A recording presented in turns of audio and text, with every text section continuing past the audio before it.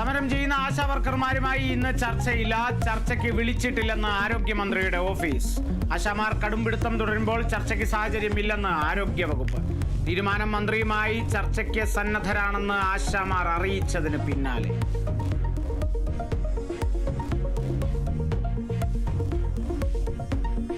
Gokulam ചിറ്റീസിൽ ED raid. Gokulam ഗോപാലന്റെ Chennai കോടമ്പാക്കത്തെയും ധനകാര്യ സ്ഥാപനത്തിൽ raid.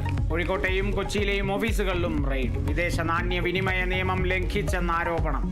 Empuraan cinema വിവാദവുമായി റെയ്ഡിന് ബന്ധമില്ലെന്നും ED വിശദീകരണം.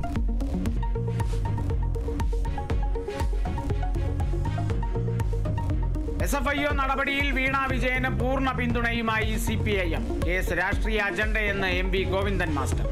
മുഖ്യമന്ത്രിയോ സർക്കാരോ കമ്പനിക്ക് സഹായം നൽകിയിട്ടില്ല. മുഖ്യമന്ത്രിക്കെതിരെ ഒരു തെളിവും കണ്ടെത്തിയിട്ടില്ല. Case നിലനിൽക്കില്ലെന്നും CPIM.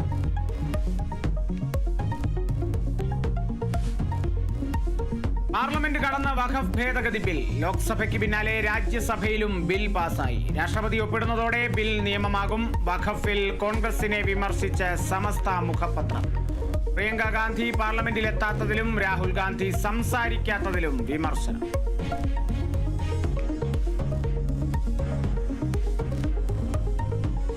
മലപ്പുറം മഞ്ചേരിയിൽ SDPI പ്രവർത്തകരുടെ വീടുകളിൽ NIA റെയ്ഡ്. 4 പേർ കസ്റ്റഡിയിലെന്ന് സൂചന.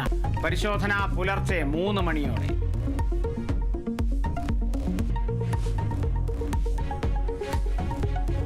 മൂന്നാറിൽ വീണ്ടും പടയപ്പയുടെ വിളയാട്ടം. ആറോ ജംഗ്ഷനിൽ ഇറങ്ങിയ പടയപ്പ വഴിയോര കടകൾ തകർത്തു. മൂന്നാർ പഞ്ചായത്തിന്റെ അപ്സൈക്കിൾ പാർക്കും തകർത്തു. ആളുകൾ ബഹളം വെച്ചതോടെ ആന കാട് കയറി.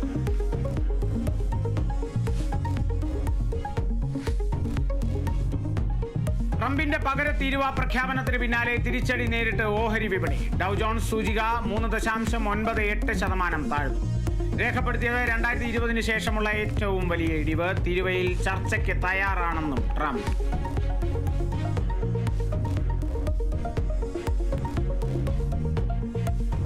IPL-ൽ സൺറൈസേഴ്സ് ഹൈദരാബാദിനെ തകർത്ത് കൊൽക്കത്ത നൈറ്റ് റൈഡേഴ്സ്. കൊൽക്കത്തയുടെ ജയം 80 റൺസിന്.